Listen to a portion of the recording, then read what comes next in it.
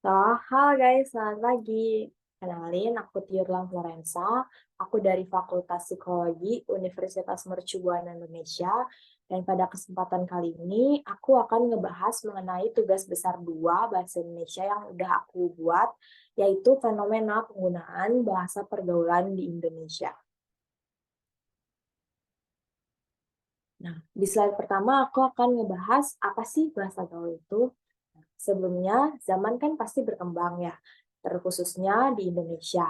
Nah, dan saat ini Indonesia tuh terus berkembang sampai dengan saat ini, dan udah banyak banget nih masyarakat yang memvariasikan bahasa Indonesia dan atau yang sekarang kita sebut dengan bahasa gaul. Nah, bahasa gaul sendiri ini merupakan bahasa dari variasi bahasa Indonesia atau bahasa informal dari bahasa Indonesia. Dan saat ini bahasa gaul tuh udah banyak banget dipakai oleh masyarakat di luaran sana, terkhususnya dari generasi milenial, generasi Z, dan generasi muda, atau bahkan generasi-generasi terdahulu yang sudah mulai beradaptasi dengan bahasa ini. Nah, bahasa gaul sendiri tuh seringkali mencakup istilah-istilah baru, terus juga kosakata-kosakata yang meningkat, yang dipersingkat, dan frasa yang singkat, dan terakhir ungkapan-ungkapan yang bersifat tidak umum.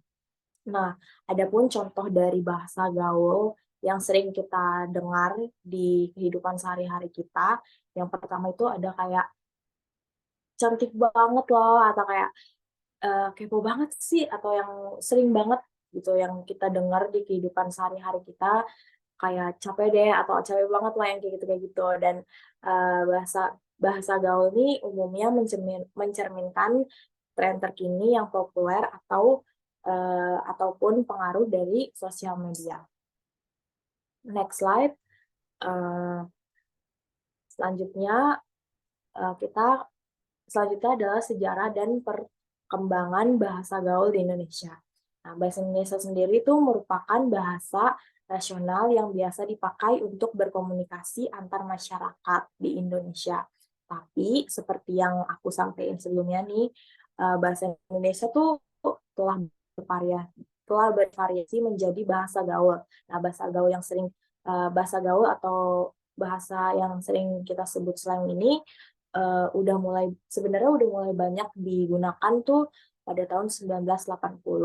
Nah, dan bahasa ini tuh dianggap atau lebih mirip sebagai bahasa prokem, yaitu bahasa yang dipakai oleh orang preman pada saat itu. Jadi intinya eh, bahasa prokem ini awalnya dipakai untuk komunikasi rahasia antar kelompok tertentu atau kelompok preman itu. Jadi preman-preman zaman dulu tuh nggak pengen bahasa-bahasa mereka atau bahasa yang mereka gunakan tuh diketahui sama orang-orang awam atau masyarakat-masyarakat lain gitu, atau masyarakat yang di luar kelompok mereka. Jadi mereka menggunakan bahasa prokem ini sebagai bahasa atau komunikasi dengan kelompok mereka, dan mereka menggunakan itu sebentar, ada kekurangan teknis. Mereka menggunakan itu untuk berkomunikasi satu dengan yang lain, uh, tetapi orang maksudnya orang-orang preman itu tidak menggunakan di situasi atau di tempat yang tertentu. Jadi bahasa-bahasa prokem ini tuh udah mulai tersebar luas melalui mulut ke mulut. Jadi masyarakat-masyarakat awam yang dulunya nggak tahu apa sih bahasa ini apa sih, lama-lama tuh jadi tahu karena emang mereka menggunakannya di tempat-tempat yang umum gitu guys. And pada akhirnya bahasa tersebut tuh ya udahlah, udah umum, udah mulai dipakai, dibarengin oleh kemajuan teknologi sampai pada tahun 2000-an, dan membuat bahasa ini atau bahasa prokem tuh dikenal dan digunakan oleh seluruh masyarakat Indonesia. Dan masyarakat Indonesia pun menyebutnya sebagai bahasa gaul. Di next slide kita akan membahas faktor yang mempengaruhi. Nah, ini faktor yang mempengaruhi penggunaan dari bahasa gaul. Nah, Adapun faktor yang mempengaruhi perkembangan bahasa gaul di Indonesia, karena generasi muda di Indonesia saat ini tuh lebih sering menggunakan bahasa gaul tersebut saat berinteraksi dengan sesama. Nah, ada 3 faktor lainnya yang ngebuat bahasa ini tuh semakin ramai dipakai di masyarakat dalam berkomunikasi. Di antaranya adalah perkembangan, di antaranya adalah sebagai berikut, yaitu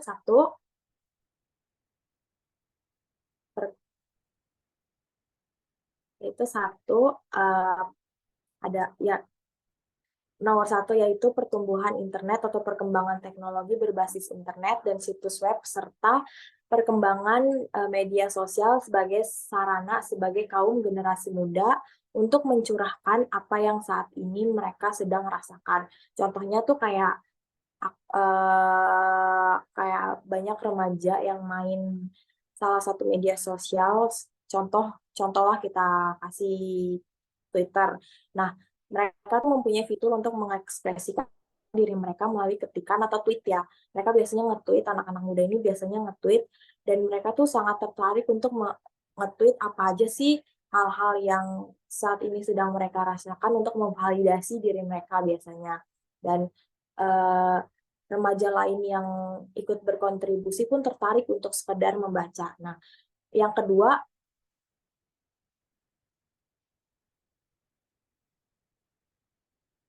yang kedua ini adalah pengaruh dari bahasa asing. Contohnya kayak banyak banget remaja-remaja yang mencampurkan bahasa-bahasa asing lainnya yang saat sedang berinteraksi dengan teman-temannya. Dan yang terakhir,